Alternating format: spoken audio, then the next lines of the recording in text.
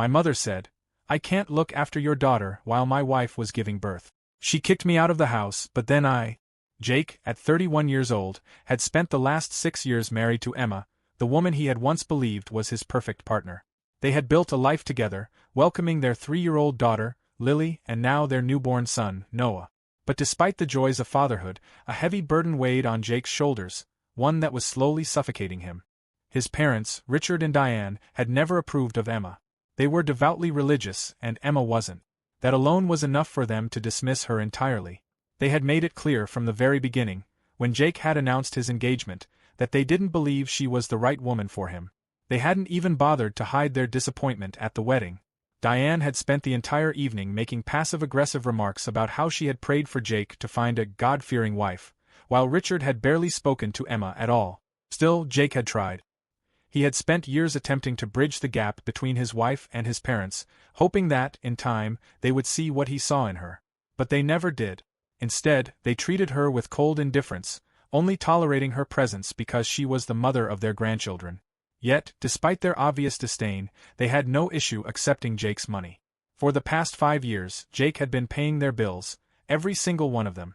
It started as an occasional thing, a way to help his aging parents when his father's health began to decline and his mother struggled to manage their expenses.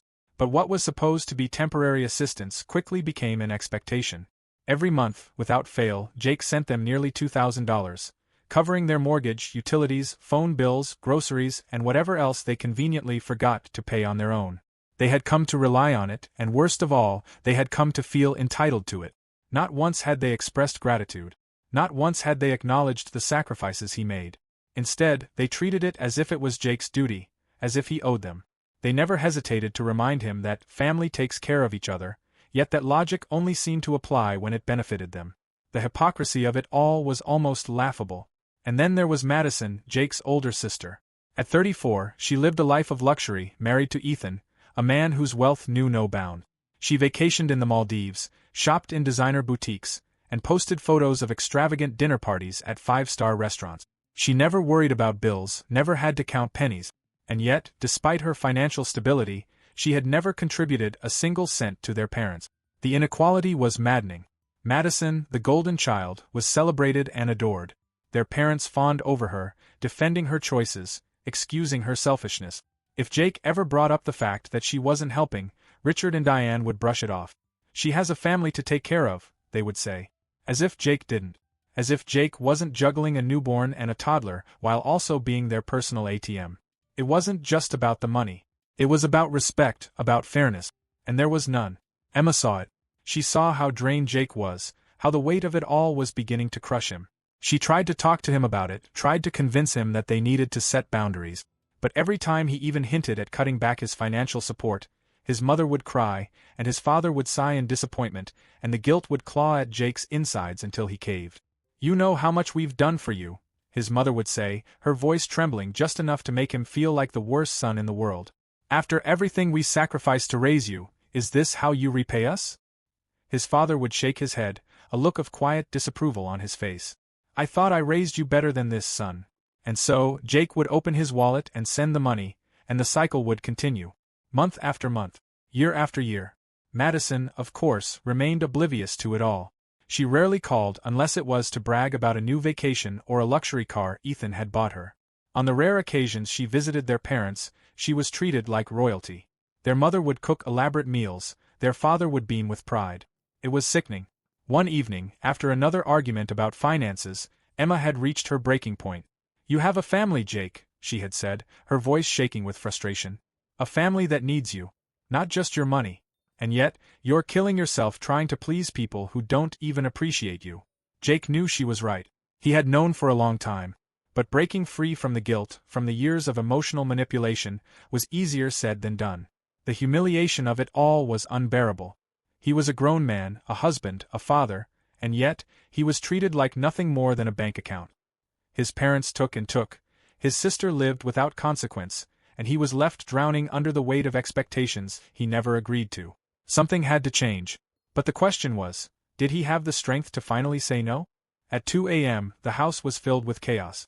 Emma gasped, clutching her stomach, her face contorted in pain.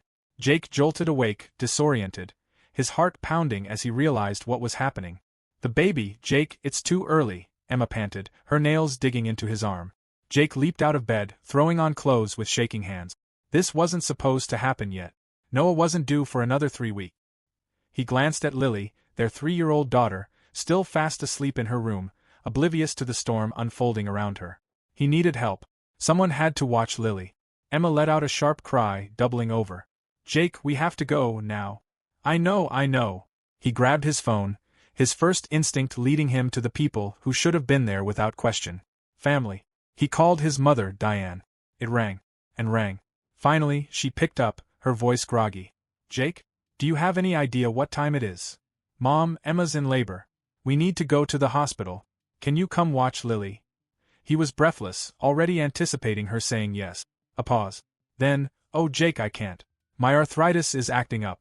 My hands are killing me. Jake blinked.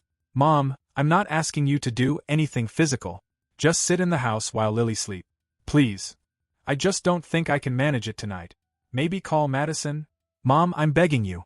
We have no one else. Jake, she sighed. I'm in pain. I need rest. You'll figure something out. He felt like he had been slapped. The first time in his life he was asking for something, the first time he needed her, and she couldn't even sit on a couch in his house? He clenched his jaw. Fine. I'll bring Lily over there. Just let her sleep at your place. No, I can't do that either, she said quickly. You know how your father gets when there's too much noise in the house. Noise? Noise? Jake felt rage crawl up his throat. She's 3. She'll be asleep, Mom. Jake, I can't do this right now, she said, her voice sharpening. You should have planned better. Planned better? Like he could schedule when his wife went into labor? Jake hung up without another word. His hands were shaking. He could feel Emma watching him, worry etched on her face. He forced himself to breathe. Madison. His sister. Maybe she would. He called. It rang once. Twice. Then, her voice, groggy and irritated. Jake, what the hell? It's 2 in the morning. Emma's in labor. I need someone to watch Lily. Can you please? Ugh. Jake, bad timing. I need sleep. His stomach twisted. Madison, it's an emergency. You should have figured this out earlier, she said, yawning. Call a babysitter or something. Who the hell hires a babysitter at 2 a.m.? His voice cracked, desperation clawing at his throat. Not my problem, she muttered. Good luck. And then, she hung up. Jake stood frozen, the silence of the call hitting him harder than a fist. His own sister. His own mother. Nothing. Emma let out another choked sob, gripping his arm. Jake, we need to go. He had no choice. No more family to ask. His hands trembled as he scrolled through his phone. Ryan. His best friend. The guy who had been there through thick and thin, who never once made Jake feel like an obligation. He hit dial. It barely rang once before Ryan picked up. Jake? What's up, man? Ryan, I need help. His voice cracked. Emma's in labor. I have no one to watch Lily. Say no more. I'm on my way. Jake's breath hitched. You don't even need time to think? Think? You're my best friend, Jake. Of course I'm coming. Give me 10 minutes. Jake swallowed hard, his vision blurring. Not his mom. Not his sister. But Ryan. Thank you, he whispered. Don't thank me, man. That's what family does. Jake stood there for a second, phone still in his hand, heartbeat hammering in his ears. Family. Ryan had just used that word. And for the first time, Jake realized something. Family wasn't blood. Family was who showed up. Minutes later, Ryan pulled up in his car, still in his pajama pants, hair a mess, but ready. No excuses. No complaints. Just there. Jake didn't say anything. He just pulled Ryan into a quick, tight hug before rushing to get Emma to the hospital. And as he drove through the empty streets, Emma's hand gripping his, pain written across her face, one thought burned in his mind. He would never forget this night. And he would never forget who wasn't there. Jake hadn't slept in over 30 hours. The adrenaline from Emma's labor had worn off, leaving him exhausted, drained, and emotionally raw. But Noah was finally here. Small, perfect, wrapped in a hospital blanket, asleep in Emma's arms. It should have been a joyful moment. A moment of relief. Instead, all Jake felt was rage simmering beneath his exhaustion. Ryan had been the one to stay with Lily. Ryan had been the one to check in every hour, offering to bring food, coffee, anything Jake needed. Meanwhile, his own mother, his own sister, the very people he had spent years sacrificing for, had done nothing. Now, he needed to pick up the infant car seat from his parents' house. A quick trip, grab it, get back to Emma and Noah. Simple. Or at least, it should have been. Jake pulled into his parents' driveway, still in the wrinkled clothes from the night before. The house was brightly lit, laughter spilling from inside. He hesitated. Maybe they had guests over? Maybe they'd be relieved to see him, finally remembering to ask how Emma and Noah were doing? But the second he stepped inside, the truth hit him like a gut punch. A full-blown dinner party. His mother, his father, Madison, Ethan, their kids, all gathered around the dining table, drinking wine, laughing like nothing had happened. Like they hadn't refused to help him. Like they hadn't left him scrambling in a moment of desperation. And there, right in the middle of it all, was Diane. The woman who had been too sick with arthritis to help, sitting on the floor, happily playing with Madison's kids. Jake stood frozen in the entryway, nausea twisting his stomach. His mother looked up and smiled, as if he was just another guest arriving fashionably late. "Oh, Jake. You should have called if you were stopping by." Jake's hands clenched into fists. He could barely hear over the rush of blood pounding in his ears. He took a slow step forward, scanning the scene. The expensive wine on the table. The perfectly cooked roast. The way Madison was casually swirling her glass, completely unbothered. "You had a party," Jake said, his voice eerily calm. His mother blinked. "Well, it's just a small dinner." Jake cut her off. "You had a party." His voice rose. "You were too sick to help me, but you're fine for a party?" The room went silent. Diane's face fell, a flicker of guilt crossing her features before she quickly composed herself. "Jake, it's not like that." "Then what the hell is it like, Mom?" His voice cracked. He could feel years of resentment boiling to the surface, clawing its way out. "I called you. Begged you. I was desperate. Emma was in labor, and we had no one. You said you were in pain. That you couldn't even sit in my house while Lily slept. And now I walk in, and you're down on the floor playing with Madison's kids like nothing happened." His father, Richard, sighed heavily, setting down his wine glass. "Jake, don't be dramatic. Your mother needed rest last night. And Madison..." Jake let out a bitter laugh. "Oh right. Madison. Let me guess, she needed help, didn't she?" He turned to his sister, his glare burning into her. "Madison, tell me, what exactly were you doing last night that was so important you couldn't help your own brother?" Madison rolled her eyes. "Jake, I needed sleep. I had a long day, and I wasn't about to be up all night because you didn't plan ahead." Jake saw red. "Plan ahead? You think I could schedule when Emma went into labor? You think I had control over that?" His voice shook with rage. "You just didn't care. Just like Mom didn't care. Just like none of you cared." "Jake," Madison sighed dramatically, sipping her wine. "This isn't the time to make a scene." Jake slammed his fist against the doorway, making the glasses on the table rattle. "Don't you dare." His voice was low, seething. "I have spent years bending over backward for this family. Paying for everything. The mortgage. The bills. The groceries. And for what? So you all could spit in my face the one time I needed something?" "Jake, you're overreacting," his mother said, standing up. "We appreciate what you do, but..." "But what?" Jake's voice broke. He felt his chest tighten, his throat closing up. "But it's never enough? But Madison's comfort is more important than my wife giving birth? But the second I need something, suddenly I'm a burden?" Madison scoffed. "You're being ridiculous." Jake turned to his father. "Dad? You have anything to say? Or are you just going to sit there like always, letting Mom and Madison walk all over me?" Richard sighed, rubbing his temples. "Jake, you're being disrespectful." Jake let out a humorless laugh. "Disrespectful? You want to talk about disrespect? Because you sure as hell had no problem taking my money every single month. You sure as hell had no problem treating me like a goddamn ATM while Madison lived her perfect little life without lifting a damn finger." Diane frowned. "Jake, you know your sister's situation is different. She has a family to take care of." Jake's breath hitched. His nails dug into his palms. He was shaking. And then, he snapped. "You know what? You're right." His voice was deathly quiet. "Her situation is different. Because she never had to give up a single thing. Meanwhile, I've been drowning for years trying to take care of everyone but myself." He took a deep breath, standing taller. "Well, guess what? The ATM is officially closed." Silence. His mother blinked.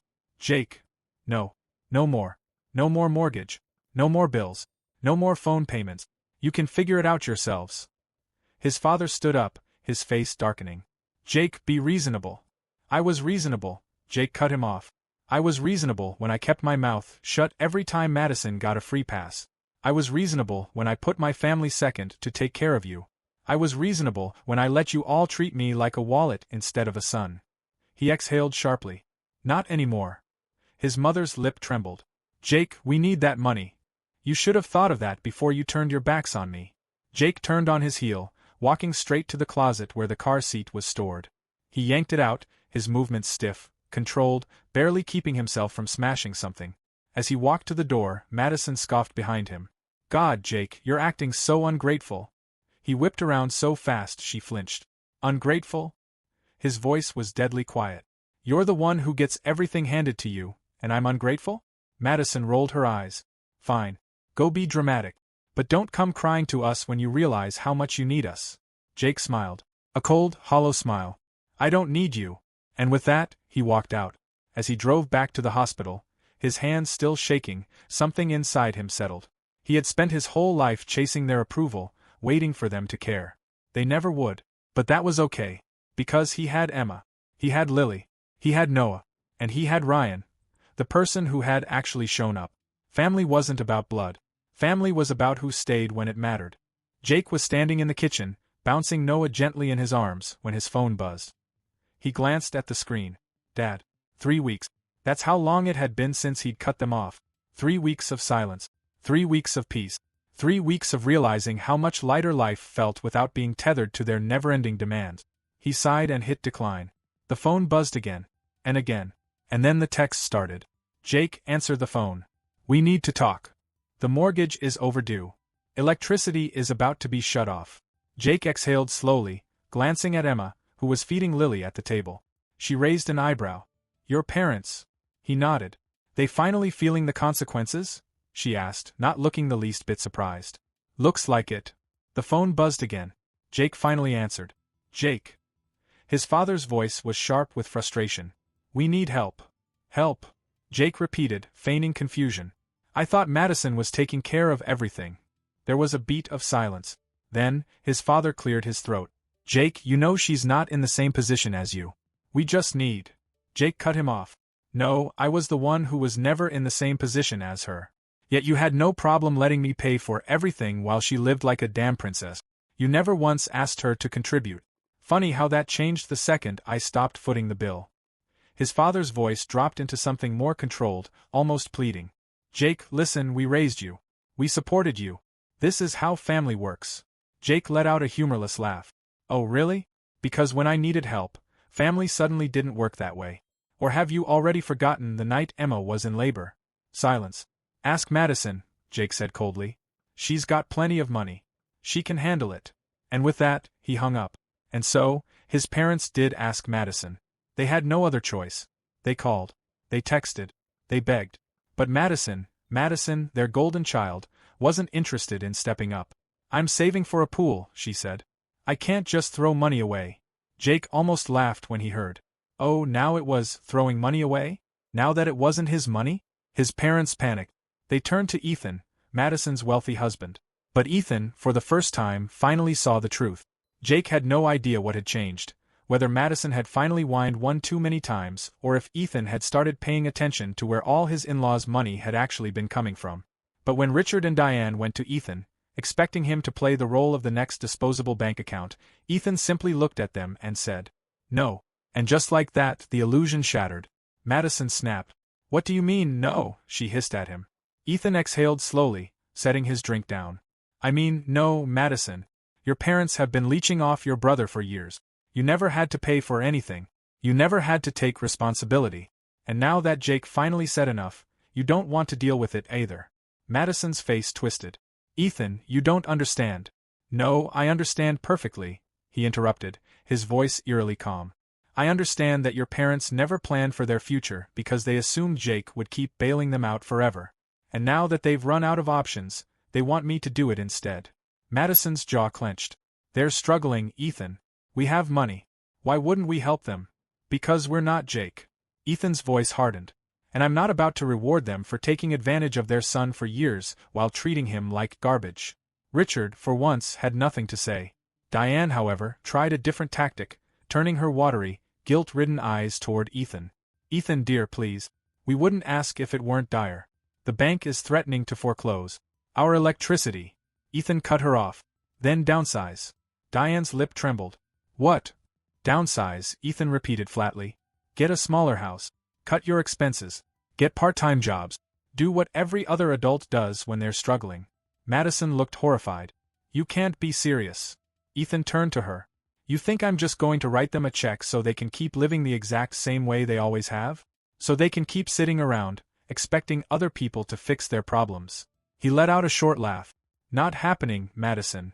And then, Madison did what she always did when she didn't get her way. She exploded. You don't care about family, she shrieked. You're selfish. You're just like Jake. Ethan's eyes darkened. No, Madison. I just finally opened my eyes. And then the real fighting started. In desperation, Richard and Diane turned to Ethan's parents. They showed up, uninvited, to Ethan's father's house, begging for money. Jake later heard about it from Ryan, who, as it turned out, was good friends with Ethan's younger brother. Bro, Ryan said, trying not to laugh, your parents literally showed up at Ethan's parents' house like they were entitled to their money. Ethan's dad didn't even let them inside. Jake leaned back in his chair, shaking his head. Let me guess. He told them no? Oh, way worse than that. Ryan grinned. Dude, he asked them straight up, why can't you get jobs? And when your mom started sobbing about how unfair this was, he told her, maybe if you had been saving instead of relying on your son to take care of you, you wouldn't be in this position. Jake let out a slow whistle. Damn. And then, Ryan continued, barely holding back laughter, Madison tried to step in and defend them, but Ethan's dad looked her dead in the eye and said, You're just as bad. You watched your brother struggle for years and never lifted a finger. And now you expect my son to clean up your mess? Get out. Jake blinked.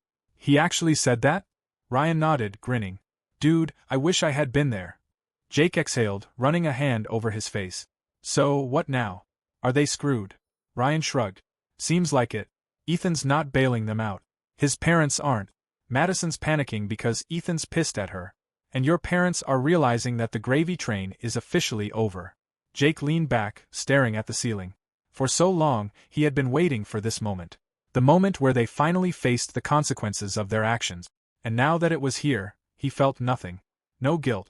No pity. Just relief. Because for the first time in his life, he was free. 3 months. That's how long it took for everything to fall apart. Richard and Diane, once comfortably living in their fully paid-for home, thanks to Jake, were now crammed into a tiny, one-bedroom apartment on the outskirts of town. Gone were the spacious living room, the pristine backyard, the comfortable lifestyle they had taken for granted. Now they had paper-thin walls, neighbors who fought loudly at night, and a bathroom so small Richard had to sit sideways on the toilet just to fit. And the worst part? They had to work. For the first time in decades, Richard had to get a job. Not a high-paying, respected position, but a humiliating, soul-sucking gig as a Walmart greeter. Jake almost didn't believe it when Ryan told him. Dude, Ryan had laughed over the phone, I was in Walmart yesterday grabbing some stuff, and guess who I saw standing at the entrance handing out carts? Jake blinked. No way. Oh way. Ryan was grinning so hard Jake could hear it. Your dad. And let me tell you, he looked miserable. Jake let out a low whistle. I bet he did. I actually walked past him twice just to watch him squirm, Ryan admitted.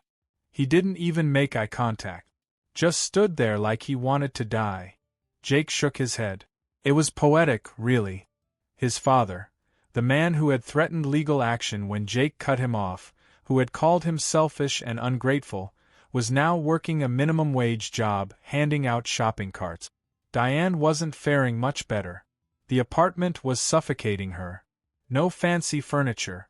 No perfectly arranged guest rooms. No weekly visits from Madison's kids, because Madison had stopped coming around. The second Madison realized her parents were useless to her financially, she distanced herself. And just like that, the golden child was gone. Jake had expected Madison to hold on longer, to at least fake concern. But no. She had thrown a hysterical tantrum when Ethan refused to bail out her parents. She screamed, she cried, she insulted him, but Ethan didn't budge. And that was the beginning of the end. Because once Ethan truly saw Madison for what she was, entitled, selfish, spoiled, he stopped tolerating it. The cracks in their marriage deepened. The fights got worse. And now?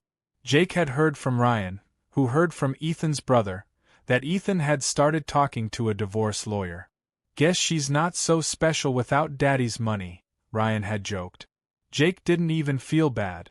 Not for her. Not for his parents. Because while they were drowning in the consequences of their own selfishness, Jake was thriving.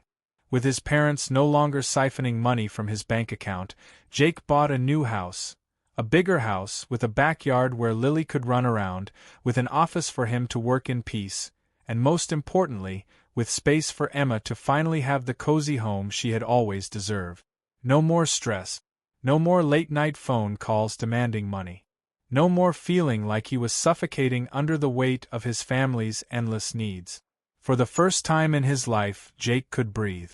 And with that breath came something he hadn't felt in years: happiness. Real, pure happiness. He spent his mornings making pancakes for Lily, teaching her how to stir the batter even though she always made a mess.